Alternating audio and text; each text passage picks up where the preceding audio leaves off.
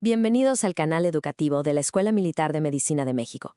Si pensamos en la historia de la histeria, veremos que no es una línea recta, es más bien un ciclo de descubrimiento, de fragmentación y finalmente de redescubrimiento. Y en el mero centro de este ciclo no hay un punto final, sino un origen clave. Jean-Martin Charcot. Su trabajo no fue la última palabra, para nada. Fue el punto de partida que, y esto es lo fascinante, hoy resuena directamente con nuestras herramientas más avanzadas de neuroimagen. Muy bien, ¿cuál es nuestro plan de vuelo? Primero, aterrizaremos en la Salpêtrière para entender la revolución que allí se gestó. Luego, seguiremos la diáspora de ideas que estalló tras la muerte de Charcot. De ahí, saltaremos a un momento crucial, el crisol de la Primera Guerra Mundial que lo puso todo a prueba. Y para cerrar, conectaremos todos esos puntos con nuestra práctica clínica actual. Antes de Charcot, la histeria era prácticamente un fantasma diagnóstico. Estaba en una auténtica tierra de nadie. Los alienistas, enfocados en la psicosis, la desestimaban. Los internistas, por su parte, no encontraban lesiones orgánicas y se lavaban las manos. Fue Charcot quien la rescató de ese limbo y la puso donde pertenecía, en el centro mismo de la neurología, una disciplina que apenas estaba naciendo. Lo que hizo Charcot fue poner orden en el caos. Abordó el tema con una clasificación sistemática de las manifestaciones clínicas, dividiéndolas en dos grandes categorías. Por un lado, los estigmas crónicos. Piensen en la hemianestesia o la visión en túnel. Y por el otro, los ataques paroxísticos.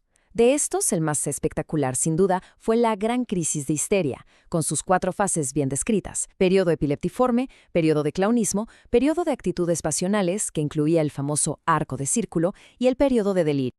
Y aquí es donde reside la genialidad de Charcot, en proponer el concepto de lesión dinámica. Para su época, la idea era totalmente revolucionaria. Planteaba que podían existir déficits neurológicos profundos, como una parálisis, sin una lesión orgánica que se pudiera ver. No era una lesión de la estructura, sino de la función, un concepto que tardaría literalmente un siglo en empezar a validarse. Tras la muerte de Charcot en 1893, su teoría, que de por sí ya estaba evolucionando, se fracturó. Sus discípulos más brillantes, lejos de ser simples guardianes de su legado, forjaron sus propios caminos. Y estos caminos a menudo fueron muy divergentes, llevando el estudio de la histeria hacia la psicología, el psicoanálisis y una neurología mucho más estricta. Esto nos lleva a una pregunta fundamental para lo que sigue. ¿La muerte de Charcot representó el final de una era? ¿O, por el contrario, fue el catalizador que detonó no una, sino 3 nuevas formas de entender la compleja relación entre la mente y el cerebro? Y esos 3 caminos tienen nombre y apellido. Aquí tenemos a los herederos intelectuales principales. Por un lado, Pierre Janet, con un enfoque psicológico basado en la disociación.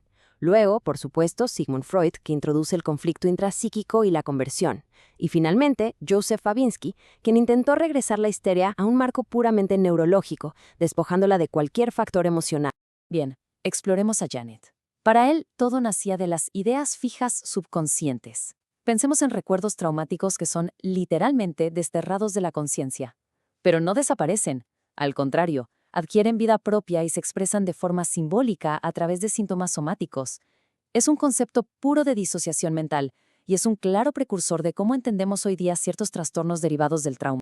Freud, por su parte, nos propone la histeria de conversión. Aquí el mecanismo es distinto.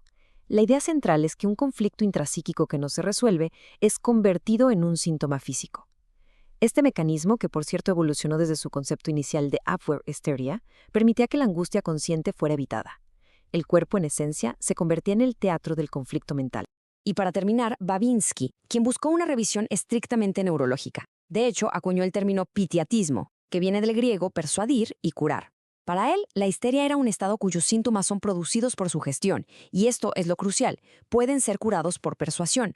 Con esta definición excluía deliberada y tajantemente los factores emocionales y psicológicos que para Janet y Freud eran el núcleo del problema. Pues bien, este debate teórico tan interesante estaba a punto de chocar con la realidad más brutal que se puede imaginar: las trincheras de la Primera Guerra Mundial. La epidemia de shell shock, la neurosis de guerra, creó un contexto de una urgencia tremenda para entender y tratar los trastornos neurológicos funcionales a una escala masiva, nunca antes vista. Esta imagen captura esa cruda realidad. La presión por devolver a los soldados al frente lo más rápido posible generó una tensión enorme entre las interpretaciones psicológicas y la sospecha constante de que estaban simulando. Y esta tensión, inevitablemente, condujo a métodos de tratamiento, francamente extremos. Aquí vemos el ejemplo perfecto, el torpilaje. Desarrollado por Clovis Vincent, un discípulo de Babinski, era una combinación brutal. Descargas galvánicas muy dolorosas aplicadas una y otra vez sobre la parte del cuerpo afectada, junto con una persuasión sumamente agresiva. Los soldados lo veían como lo que era, una tortura, y terminaron por rebelarse, lo que finalmente puso fin a esta práctica tan terrible. Y todo esto nos lleva finalmente de vuelta al presente. Estamos cerrando el círculo. Vamos a ver cómo esos conceptos de Charcot, que por mucho tiempo parecieron anticuados, hoy están siendo revalidados por las tecnologías de neuroimagen del siglo XXI, demostrando que tuvo una clarividencia notable. Recordemos de nuevo su hipótesis visionaria. Una lesión que es funcional, no estructural. Una alteración en el dinamismo del cerebro que es capaz de producir síntomas muy reales sin dejar una cicatriz anatómica visible. Esa idea fue la que preparó el terreno para todo lo que estamos descubriendo apenas hoy. La neuroimagen funcional moderna es la que nos está dando el correlato neurobiológico de esa idea.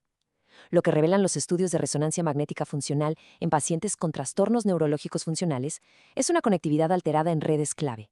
Hablamos, por ejemplo, de la red de modo predeterminado, que incluye la corteza prefrontal ventromedial y el precunio, áreas cruciales para la autoconciencia y el procesamiento interoceptivo. Esta disfunción de la red, y no una lesión estructural, no solo nos da una base fisiopatológica para la lesión dinámica de Charcot, sino que también nos permite distinguirla de la simulación consciente que, como sabemos, activa predominantemente redes de control ejecutivo frontal. Así que nos quedamos con una reflexión final. Tal vez la historia de este campo no es una progresión lineal y simple. Tal vez es un regreso cíclico, un redescubrimiento constante de las ideas fundamentales que Charcot, con las herramientas de su tiempo, ya había intuido con una profundidad tal que nosotros hoy apenas comenzamos a confirmar. Este video fue producido por el general de brigada médico cirujano Humberto Carrasco Vargas. Muchas gracias por su atención.